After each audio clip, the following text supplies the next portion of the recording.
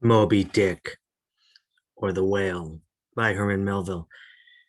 Chapter 54, The Town Hose Story. As told at the Golden Inn.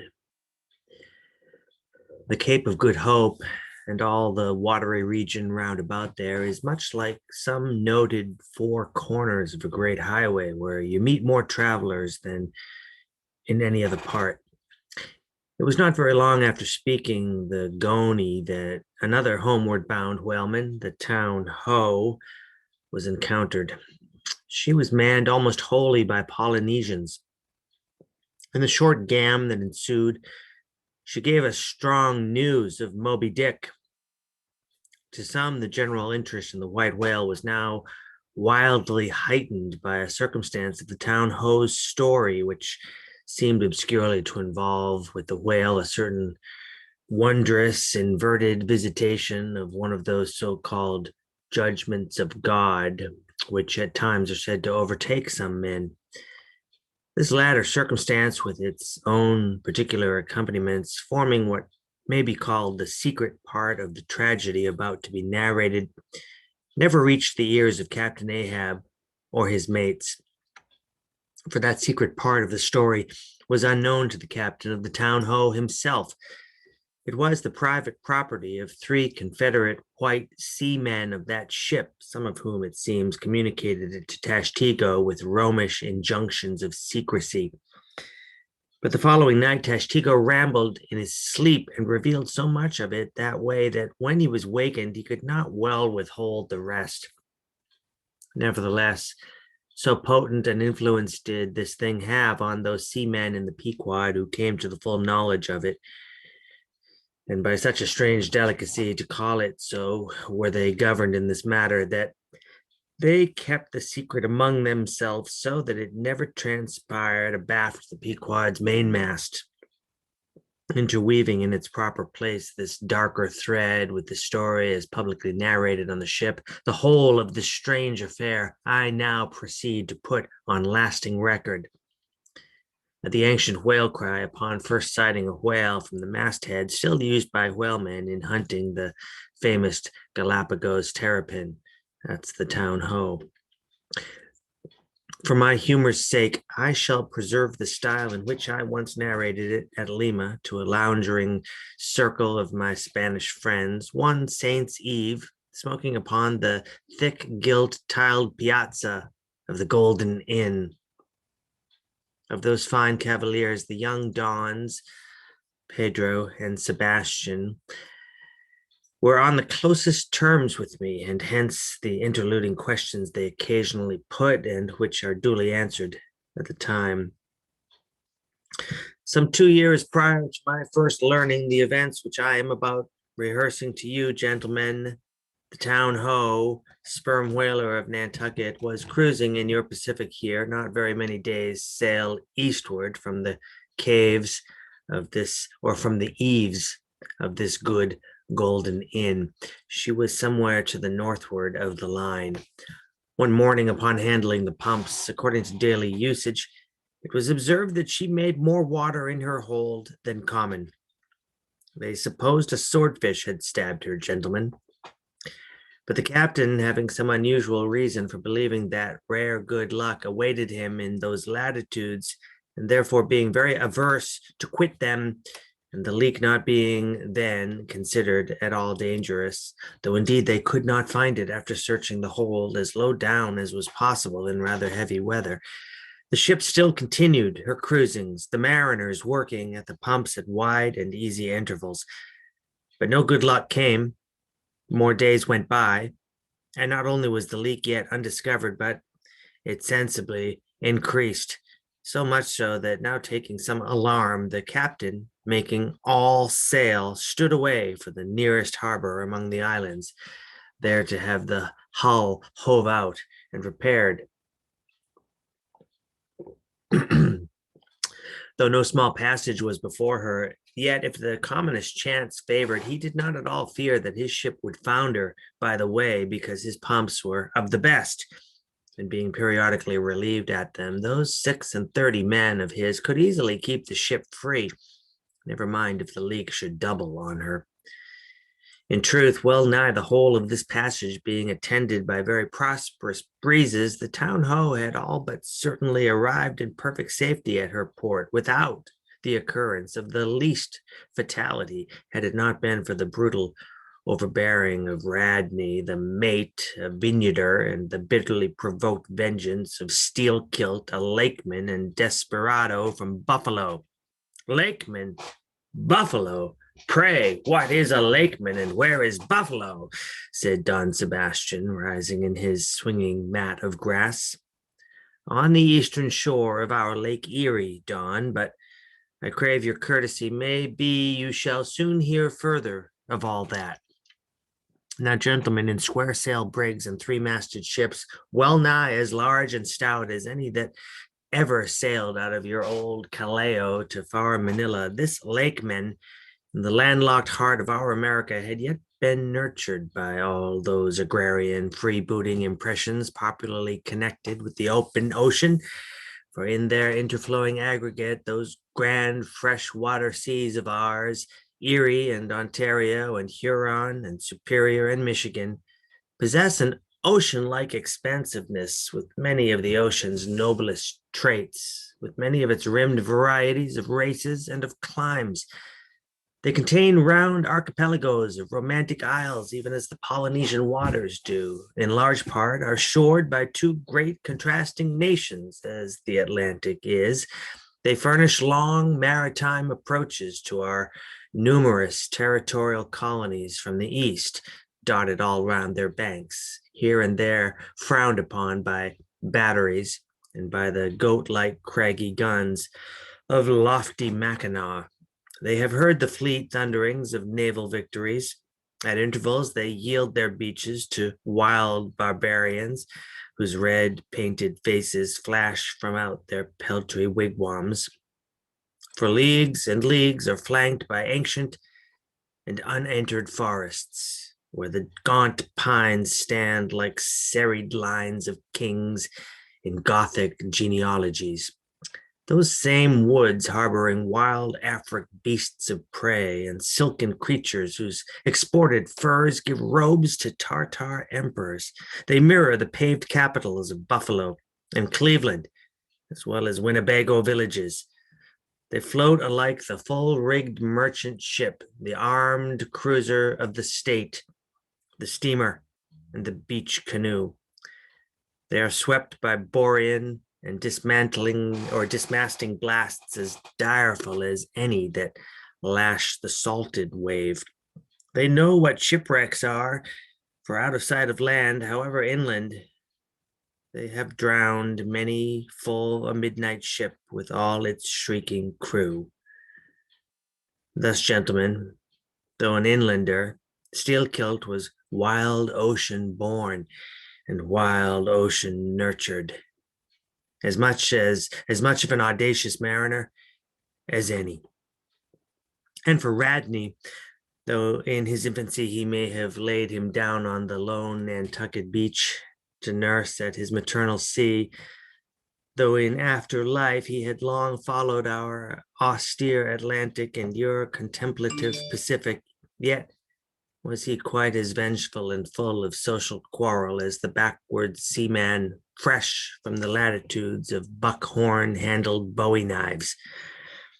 Yet was this Nantucketer a man with some good-hearted traits, and this lakeman a mariner who, though a sort of devil indeed, might yet by inflexible firmness, only tempered by that common decency of human recognition which is the meanest slave's right. Thus treated, this Steel-Kilt had long been retained harmless and docile. At all events, he had proved thus so far. But Radney was doomed and made mad, and Steel-Kilt, but gentlemen, you shall hear. It was not more than a day or two at the furthest after pointing her prow for her island haven that the town ho's leak seemed again increasing, but only so as to require an hour or more at the pumps every day. You must know that in a settled and civilized ocean like our Atlantic, for example, some skippers think little of pumping their whole way across it, though of a still sleepy night, should the officer of the deck happen to forget his duty in that respect, the probability would be that he and his shipmates would never again remember it, on account of all hands gently subsiding to the bottom. Nor in the solitary and savage seas far from you to the westward, gentlemen, is it altogether unusual for ships to keep clanging at their pump handles in full chorus, even for a voyage of considerable length. That is, if it lie along a tolerably accessible coast, or if any other reasonable retreat is afforded them. It is only when a leaky vessel is in some very out of the way part of those waters, some really landless latitude, that her captain begins to feel a little anxious. Much this way had it been with the town Ho, so when her leak was found gaining once more, there was in truth some small concern manifested by several of her company, especially by Radney, the mate. He commanded the upper sails to be well hoisted, sheeted home anew, and every way expanded to the breeze. Now, this Radney, I suppose, was as little of a coward and as little inclined to any sort of nervous apprehensiveness touching his own person as any fearless, unthinking creature on land or on sea that you can conveniently imagine. Gentlemen, therefore, when he betrayed this solicitude about the safety of the ship, some of the seamen declared that it was only on account of his being a part owner in her. So when they were working that evening at the pumps, there was on this head no small gamesomeness slyly going on among them, as they stood with their feet continually overflowed by the rippling, clear water, clear as any mountain spring, gentlemen, that, bubbling from the pumps, ran across the deck and poured itself out in steady spouts at the lee scupper holes. Now, as you well know, it is not seldom the case in this conventional world of ours, watery or otherwise, that when a person placed in command over his fellow men finds one of them to be very significantly his superior in general pride of manhood, straightway against that man he conceives an unconquerable dislike and bitterness, and if he have a chance, he will pull down and pulverize that subaltern's tower and make a little heap of dust of it. Be this conceit of mine as it may, gentlemen, at all events, Steelkilt was a tall and noble animal with a head like a Roman and a flowing golden beard like the tasseled housings of your last viceroy's snorting charger, and a brain and a heart and a soul in him, gentlemen, which had made Steelkilt Charlemagne, had he been born son to Charlemagne's father. But Radney, the mate, was ugly as a mule, yet as hardy, as stubborn, as malicious. He did not love Steelkilt, and Steelkilt knew it. Espying the mate drawing near as he was toiling at the pump with the rest, the lakeman affected not to notice him, but unawed went on with his gay banterings. Aye, aye, my merry lads, it's a lively leak this. Hold a cannikin, one of you, and let's have a taste. By the Lord, it's worth bottling.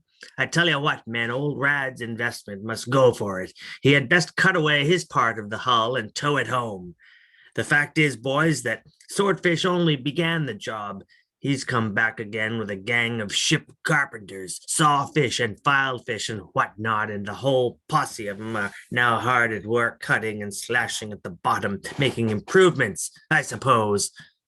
If old Rad were here now, I'd tell him to jump overboard and scatter him. They're playing the devil with his estate, I can tell him. But he's a simple old soul, Rad, and a beauty, too. Boys, they say the rest of his property is invested in looking glasses. I wonder if he'd give a poor devil like me the model of his nose. Damn your eyes, what's that pump stopping for? Roared Radney, pretending not to have heard the sailors talk. Thunder away at it. Aye, aye, sir, said Steelkilt, merry as a cricket. Lively, boys, lively now. And with that, the pump clanged like 50 fire engines. The men tossed their hats off to it, and ere long that peculiar gasping of the lungs was heard, which denotes the fullest tension of life's utmost energies. Quitting the pump at last with the rest of his band, the lakeman went forward all panting and sat himself down on the windlass, his face fiery red, his eyes bloodshot, and wiping the profuse sweat from his brow. Now, what cozening fiend it was, gentlemen, that possessed Radney to meddle with such a man in that corporeally exasperated state, I know not, but so it happened. Intolerably striding along the deck, the mate commanded him to get a broom and sweep down the planks, and also a shovel, and remove some offensive matters consequent upon allowing a pig to run at large. Now, gentlemen, sweeping a ship's deck at sea is a piece of household work which in all times but raging gales is regularly attended to every evening. It has been known to be done in the case of ships actually foundering at the time. Such, gentlemen, is the inflexibility of sea usages and the instinctive love of neatness in seamen, some of whom would not willingly drown without first washing their faces. But in all vessels, this broom business is the prescriptive province of the boys, if boys there be aboard. Besides, it was the stronger men in the town ho that had been divided into gangs, taking turns at the pumps, and being the most athletic seaman of them all, Steelkilt had been regularly assigned captain of one of the gangs. Consequently, he should have been freed from any trivial business not connected with truly nautical duties, such being the case with his comrades. I mention all these particulars so that you may understand exactly how this affair stood between the two men. But there was more than this. The order about the shovel was almost as plainly meant to sting and insult Steelkilt as though Radney had spat in his face. Any man who has gone sailor in a whale ship will understand this, and all this, and doubtless much more, the lakeman fully comprehended when the mate uttered his command. But as he sat still for a moment, and as he steadfastly looked into the mate's malignant eye and perceived the stacks of powder casks heaped up in him and the slow match silently burning along towards them, as he instinctively saw all this, that strange forbearance and unwillingness to stir up the deeper passionateness in any already ireful being, a repugnance most felt when felt at all by really valiant men, even when aggrieved. This nameless phantom feeling, gentlemen, stole over Steelkilt. Therefore, in his ordinary tone, only a little broken by the bodily exhaustion he was temporarily in, he answered him, saying that sweeping the deck was not his business and he would not do it. And then, without at all alluding to the shovel, he pointed to 3 lads as the customary sweepers, who, not being billeted at the pumps, had done little or nothing all day. To this Radney replied with an oath in a most domineering and outrageous manner, unconditionally reiterating his command, meanwhile advancing upon the still-seated lakeman with an uplifted cooper's club hammer which he had snatched from a cask nearby. Heated and irritated as he was by his spasmodic toil at the pumps, for all his first nameless feeling of forbearance, the sweating Steelkilt could but ill brook this bearing in the mate. But somehow, still smothering the conflagration within him, without speaking, he remained doggedly rooted to his seat, till at last the incensed Radney shook the hammer within a few inches of his face, furiously commanding him to do his bidding. Steelkilt rose and slowly retreating round the windlass, steadily followed by the mate with his menacing hammer, deliberately repeated his intention not to obey. Seeing, however, that his forbearance had not the slightest effect, by an awful and unspeakable intimation with his twisted hand, he warned off the foolish and infatuated man, but it was to no purpose. And in this way the two went once slowly round the windlass, when resolved at last no longer to retreat, Bethinking him that he had now forborne as much as comported with his humor, the lakeman paused on the hatches and thus spoke to the officer. Mr. Radney, I will not obey you. Take that hammer away or look to yourself. But the predestined mate, coming still closer to him where the lakeman stood fixed, now shook the heavy hammer within an inch of his teeth, meanwhile repeating a string of insufferable maledictions. Retreating not the thousandth part of an inch, stabbing him in the eye with the unflinching poniard of his glance, Steelkilt, clenching his right hand behind him and creepingly drawing it back, told his persecutor that if the hammer but grazed his cheek, he, Steelkilt, would murder him. But, gentlemen, the fool had been branded for the slaughter by the gods. Immediately the hammer touched his cheek. The next instant the lower jaw of the mate was stove in his head. He fell on the hatch, spouting blood like a whale. Ere the cry could go aft, Steelkilt was shaking one of the backstays, leading far aloft to where two of his comrades were standing their mastheads. They were both canalers. "Canalers!" cried Don Pedro. "We have seen many whale ships in our harbors, but never heard of your canalers. Pardon, who and what are they?" "Canalers, Don, are the boatmen belonging to our Grand Erie Canal. You must have heard of it." "Nay, senor. Hereabouts in this dull, warm, most lazy and hereditary land, we know but little of your vigorous north." "Aye. Well then, Don, refill my cup. Your chicha is very fine. And ere proceeding further, I will tell you what our canalers are, for such information may throw side light upon my story.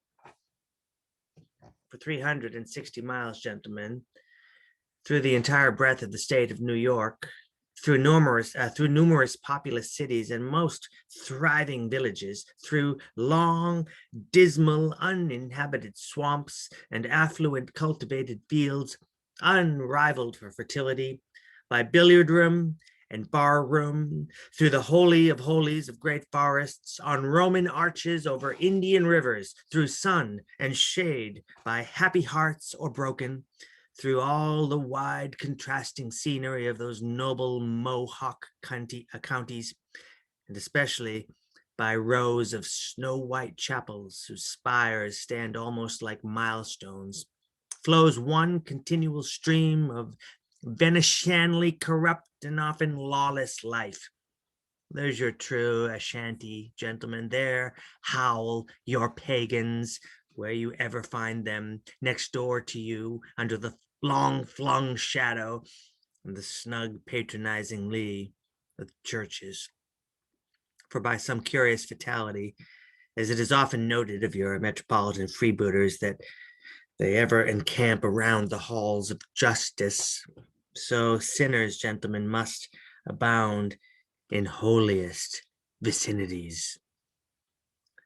"Is that a friar passing?" said Don Pedro, looking downwards into the crowded plaza with humorous concern. "Well, for our northern friend, Dame Isabella's Inquisition wanes in Lima," laughed Don Sebastian. "Proceed, senor." "A moment. Pardon," cried another of the company.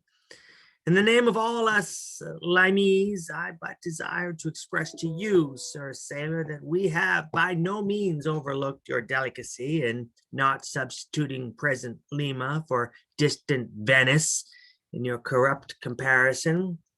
Oh, do not bow and look surprised. You know the proverb all along this coast, corrupt as Lima. It but bears out your saying, too. Churches more plentiful than billiard tables and forever open, and corrupt as Lima.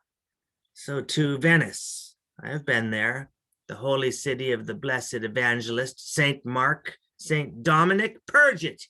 Your cup. Thanks. Here, I refill.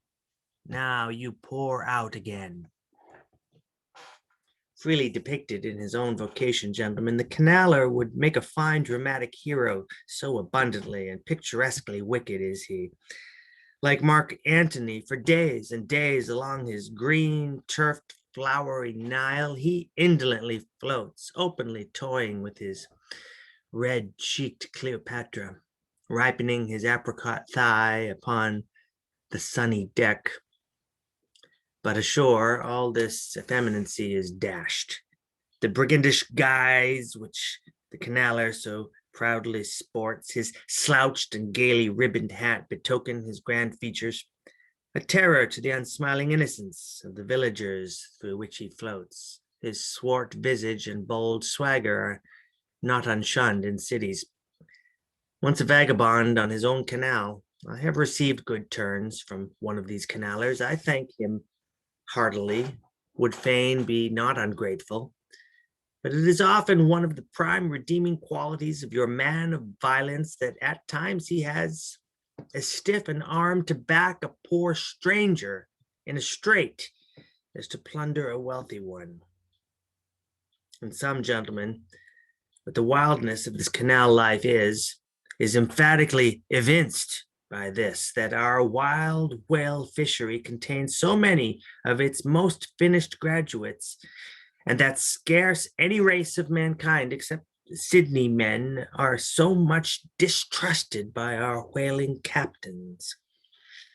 Nor does it at all diminish the curiousness of this matter that to many thousands of our rural boys and young men born along its line, the probationary life of the Grand Canal furnishes the sole transition between quietly reaping in a Christian cornfield and recklessly plowing the waters of the most barbaric seas.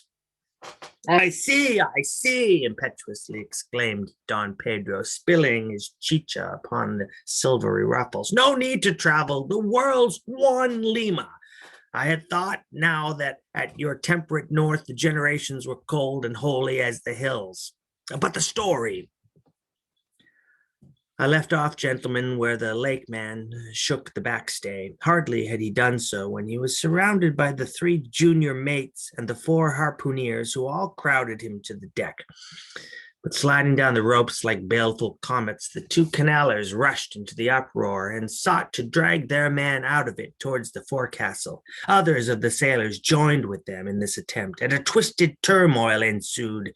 While standing out of harm's way, the valiant captain danced up and down with a whale pike, calling upon his officers to manhandle that atrocious scoundrel and smoke him along to the quarterdeck.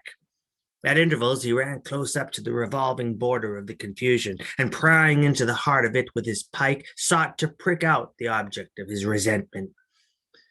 But Steelkilt and his desperadoes were too much for them all. They succeeded in gaining the forecastle deck, where, hastily slewing about 3 or 4 large casks in a line with the windlass, these sea Parisians entrenched themselves behind the barricade.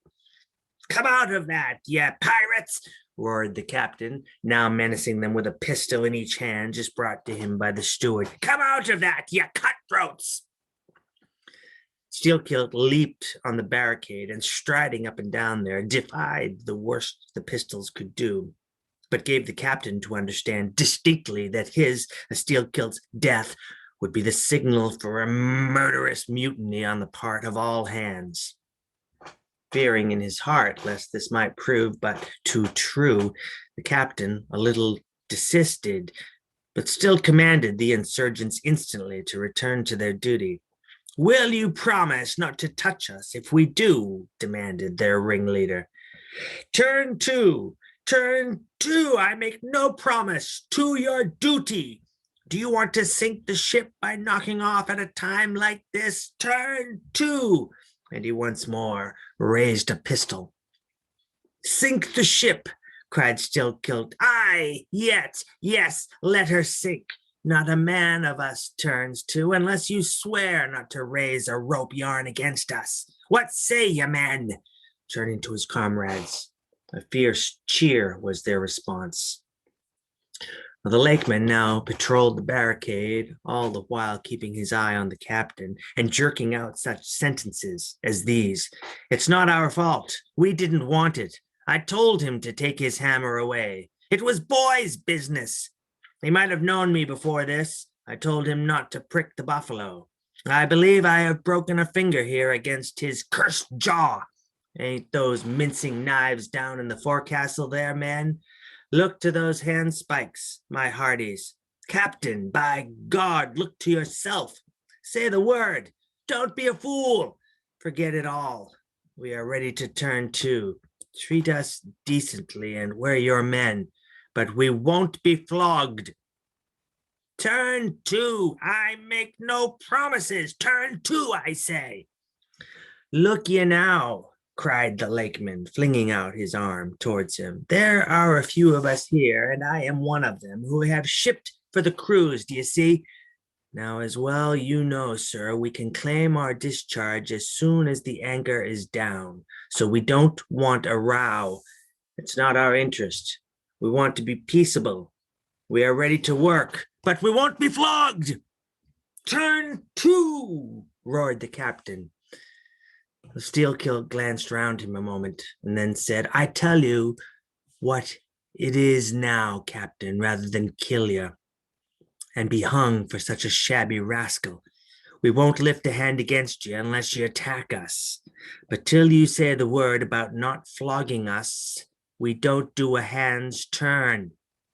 Down into the forecastle, then. Down with you. I'll keep you there till you're sick of it. Down you go." "Shall we?" cried the ringleader to his men. Well, most of them were against it. But at length, in obedience to Steelkilt, they preceded him down into their dark den, growlingly disappearing like bears into a cave.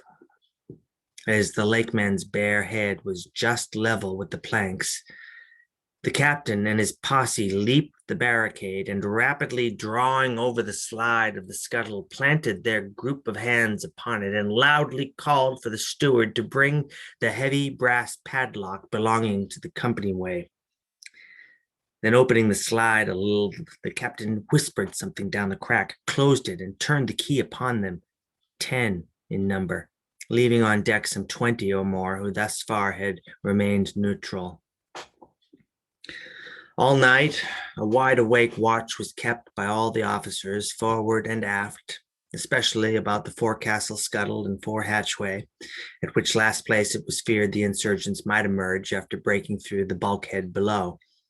But the hours of darkness passed in peace. The men who still remained at their duty, toiling hard at the pumps, whose clinking and clanking at intervals through the dreary night dismally resounded through the ship. At sunrise, the captain went forward and, knocking on the deck, summoned the prisoners to work, but with a yell they refused. Water was then lowered down to them, and a couple of handfuls of biscuit were tossed after it, when, again turning the key upon them and pocketing it, the captain returned to the quarterdeck. Twice every day for 3 days this was repeated, but on the fourth morning a confused wrangling and then a scuffling was heard as the customary summons was delivered, and suddenly 4 men burst up from the forecastle, saying they were ready to turn to. The fetid closeness of the air and a famishing diet, united perhaps to some fears of ultimate retribution, had constrained them to surrender at discretion. Emboldened by this, the captain reiterated his demand to the rest, but Steelkilt shouted up to him a terrific hint to stop his babbling and betake himself where he belonged. On the 5th morning, 3 others of the mutineers bolted up into the air from the desperate arms below that sought to restrain them. Only 3 were left. "Better turn to now," said the captain with a heartless jeer. "Shut us up again, will you?" cried Steelkilt. "Oh, certainly," said the captain, and the key clicked.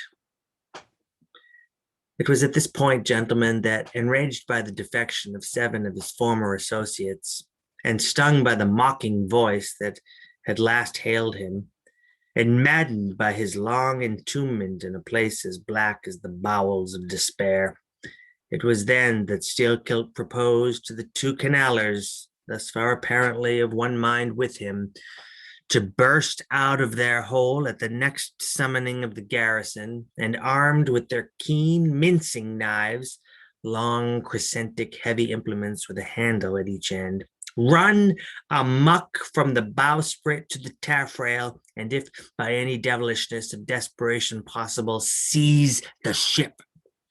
For himself, he would do this, he said, whether they joined him or not. That was the last night he should spend in that den.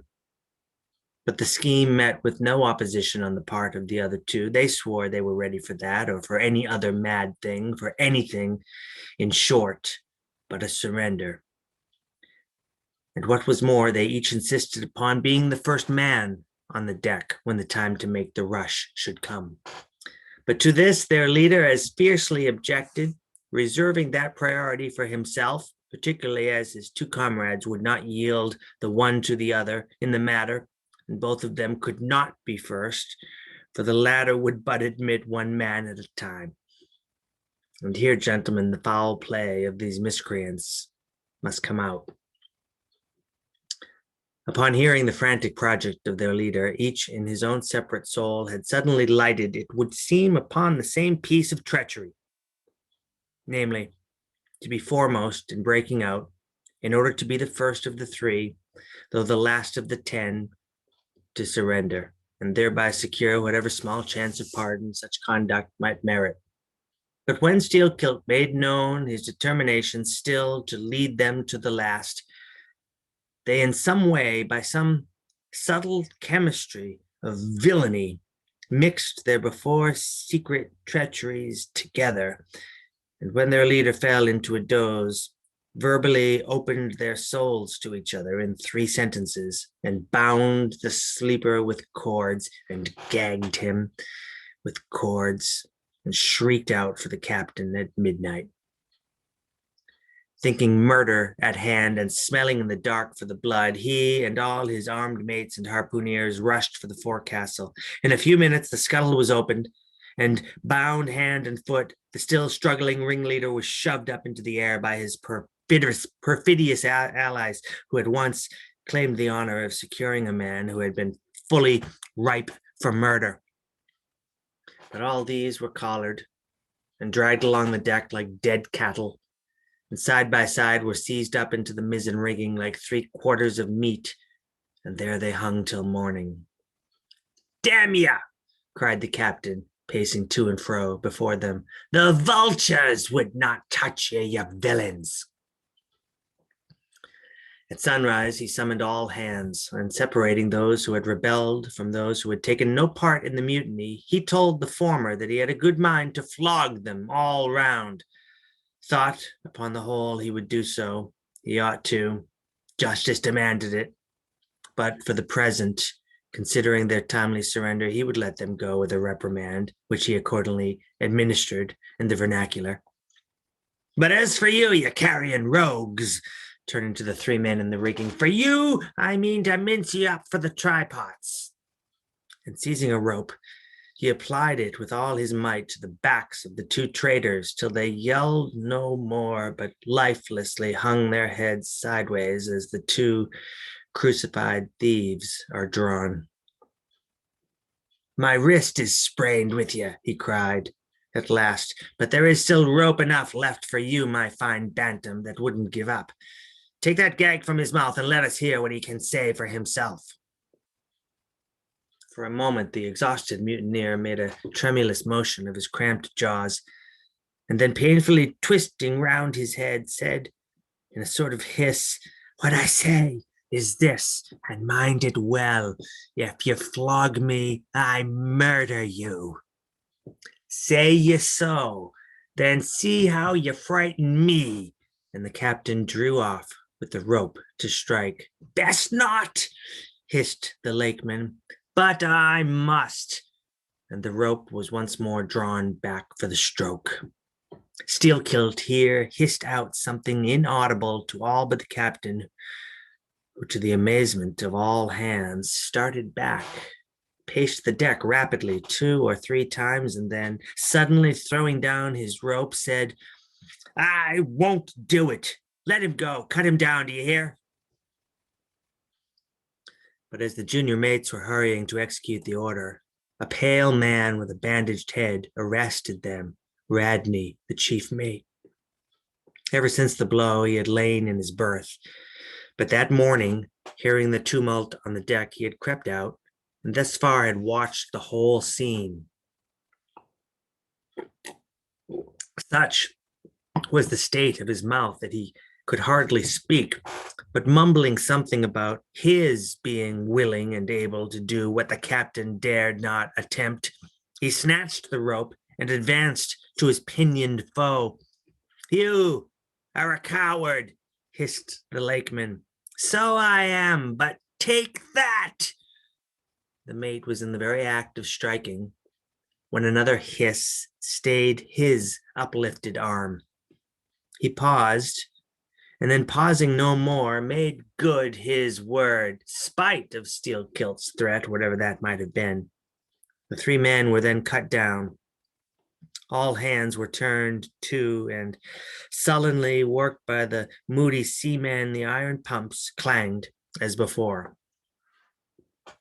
Just after dark that day, when one watch had retired below, a clamor was heard in the forecastle, and the two trembling traders, running up, besieged the cabin door, saying they durst not consort with the crew. Entreaties, cuffs, and kicks could not drive them back, so at their own instance they were put down in the ship's run for salvation. Still no sign of mutiny reappeared among the rest. On the contrary, it seemed that mainly at Steelkilt's instigation, they had resolved to maintain the strictest peacefulness, obey all orders to the last, and when the ship reached port, desert her in a body. But in order to ensure the speediest end to the voyage, they all agreed to another thing, namely, not to sing out for whales in case any should be discovered. For, spite of her leak, in spite of all her other perils, the town-ho still maintained her mastheads, and her captain was just as willing to lower for a fish that moment as on the day his craft first struck the cruising ground. And Radney, the mate, was quite as ready to change his berth for a boat, and with his bandaged mouth seek to gag in death the vital jaw of the whale. But though the lakeman had induced the seamen to adopt this sort of passiveness to their conduct, he kept his own counsel, at least till all was over, concerning his own proper and private revenge upon the man who had stung him in the ventricles of his heart. He was in Radney the chief mate's watch, and as if the infatuated man sought to run more than halfway to meet his doom after the scene at the rigging, he insisted against the express counsel of the captain upon resuming the head of his watch at night. Upon this, and one or two other circumstances, Steelkilt systematically built the plan of his revenge. During the night, Radney had an unseamanlike way of sitting on the bulwarks of the quarterdeck and leaning his arm upon the gunwale of the boat, which was hoisted up there a little above the ship's side. In this attitude, it was well known, he sometimes dozed. There was a considerable vacancy between the boat and the ship, and down between this was the sea. Steelkilt calculated his time and found that his next trick at the helm would come round at 2 o'clock in the morning of the third day from that in which he had been betrayed. At his leisure, he employed the interval in braiding something very carefully in his watches below. "What are you making there?" said a shipmate. "What do you think? What does it look like?" "Like a lanyard for your bag, but it's an odd one, seems to me." "Yes, rather oddish," said the lakeman, holding it at arm's length before him. "But I think it will answer. Shipmate, I haven't enough twine. Have you any?" "But there was none in the forecastle." "Then I must get some from old Rad." And he rose to go aft. "You don't mean to go a-begging to him?" said a sailor. "Why not? Do you think he won't do me a turn when it's to help himself in the end, shipmate?" And going to the mate, he looked at him quietly and asked him for some twine to mend his hammock. It was given him. Neither twine nor lanyard were seen again. The next night, an iron ball, closely netted, partly rolled from the pocket of the lakeman's monkey jacket as he was tucking the coat into his hammock for a pillow. 24 hours after his trick at the silent helm, nigh to the man who was apt to doze over the grave, always ready dug to the seaman's hand, that fatal hour was then to come, and in the foreordaining soul of Steelkilt, the mate was already stark and stretched as a corpse, with his forehead crushed in. But, gentlemen, a fool saved the would-be murderer from the bloody deed he had planned. Yet complete revenge he had, and without being the avenger. For by a mysterious fatality, heaven itself seemed to step in to take out of his hands into its own the damning thing he would have done. It was just between daybreak and sunrise of the morning of the second day, when they were washing down the decks, that a stupid Tenerife man, drawing water in the main chains, all at once shouted out, "There she rolls! There she rolls! Jesu, what a whale! It was Moby-Dick!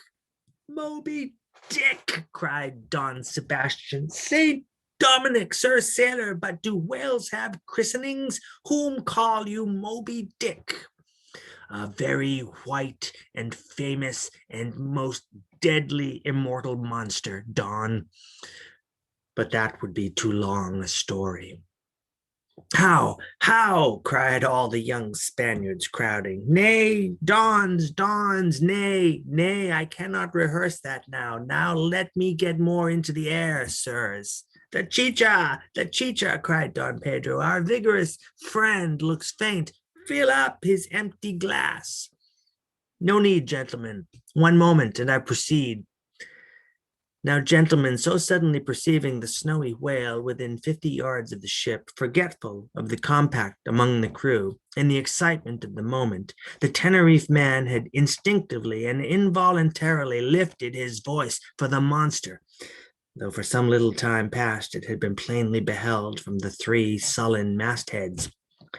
All was now a frenzy. "The white whale! The white whale!" was the cry from the captain, mates, and harpooneers, who, undeterred by fearful rumors, were all anxious to capture so famous and precious a fish, while the dogged crew eyed askance, and with curses, the appalling beauty of the vast milky mass that, lit up by a horizontal spangling sun, shifted and glistened like a living opal in the blue morning sea. Gentlemen, a strange fatality pervades the whole career of these events, as if verily mapped out before the world itself was charted.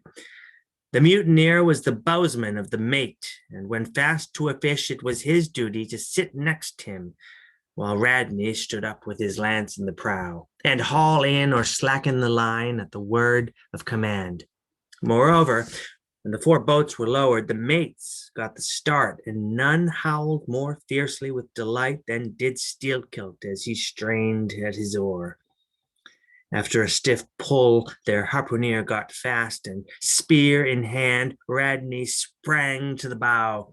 He was always a furious man, it seems, in a boat, and now his bandaged cry was to beach him on the whale's topmost back. Nothing loath, his bowsman hauled him up and up through a blinding foam that blent the 2 whitenesses together, till of a sudden the boat struck as against a sunken ledge, and kneeling over, spilled out the standing mate. That instant, as he fell on the whale's slippery back, the boat righted and was dashed aside by the swell, while Radney was tossed over into the sea on the other flank of the whale. He struck out through the spray, and for an instant was dimly seen through that veil, wildly seeking to remove himself from the eye of Moby-Dick. But the whale rushed round in a sudden maelstrom, seized the swimmer between his jaws, and rearing high up with him, plunged headlong again and went down. Meantime, at the first tap of the boat's bottom, the lakeman had slackened the line so as to drop astern from the whirlpool. Calmly looking on, he thought his own thoughts. but a sudden, terrific downward jerking of the boat quickly brought his knife to the line. He cut it, and the whale was free. But at some distance, Moby-Dick rose again with some tatters of Radney's red woolen shirt caught in the teeth that had destroyed him. All four boats gave chase again, but the whale eluded them and finally wholly disappeared. In good time, the town Ho reached her port, a savage, solitary place where no civilized creature resided. There, headed by the lakemen, all but 5 or 6 of the foremast men deliberately deserted among the palms, eventually, as it turned out, seizing a large double war canoe of the savages and setting sail for some other harbor. The ship's company being reduced to but a handful, the captain called upon the islanders to assist him in the laborious business of heaving down the ship to stop the leak. But to such unresting vigilance over the dangerous allies was this small band of whites necessitated both by night and by day, and so extreme was the hard work they underwent that upon the vessel being ready again for sea, they were in such a weakened condition that the captain durst not put off with them in so heavy a vessel. After taking counsel with his officers, he anchored the ship as far offshore as possible, loaded and ran out his 2 cannon from the bows, stacked his muskets on the poop, and warning the islanders not to approach the ship at their peril, took 1 man with him, and setting the sail of his best whaleboat, steered straight before the wind for Tahiti, 500 miles distant, to procure a reinforcement to his crew. On the 4th day of the sail, a large canoe was descried, which seemed to have touched at a low isle of the corals. He steered away from it, but the savage craft bore down on him, and soon the voice of Steelkilt hailed him to heave to, or he would run him under water. The captain presented a pistol. With 1 foot on each prow of the yoked war canoes, the lakeman laughed him to scorn, assuring him that if the pistol so much as clicked in the lock, he would bury him in bubbles and foam. "What do you want of me?" cried the captain. "Where are you bound? And for what are you bound?" demanded Steelkilt. "No lies." "I am bound for Tahiti for more men." "Very good. Let me board you a moment. I come in peace." With that, he leaped from the canoe, swam to the boat, and climbing the gunwale, stood face to face with the captain. "Cross your arms, sir. Throw back your head. Now repeat after me. As soon as Steelkilt leaves me, I swear to beach this boat on yonder island and remain there 6 days. If I do not, may lightning strike me." "A pretty scholar," laughed the lakeman. "Adios, senor." And leaping into the sea, he swam back to his comrades. Watching the boat till it was fairly beached and drawn up to the roots of the cocoa-nut trees, Steelkilt made sail again, and in due time arrived at Tahiti, his own place of destination. There, luck befriended him. 2 ships were about to sail for France, and were providentially in want of precisely that number of men which the sailor headed. They embarked, and so forever got the start of their former captain, had he been at all minded to work them legal retribution. Some 10 days after the French ship sailed, the whaleboat arrived, and the captain was forced to enlist some of the more civilized Tahitians who had been somewhat used to the sea. Chartering a small native schooner, he returned with them to his vessel, and finding all right there, again resumed his cruisings. Where Steelkilt now is, gentlemen, none know, but upon the island of Nantucket, the widow of Radney still turns to the sea, which refuses to give up its dead, still in dreams sees the awful white whale that destroyed him. "Are you through?" said Don Sebastian quietly. "I am, Don." "Then I entreat you, tell me, if to the best of your own convictions, this your story is in substance really true. It is so passing wonderful. Did you get it from an unquestionable source? Bear with me if I seem to press.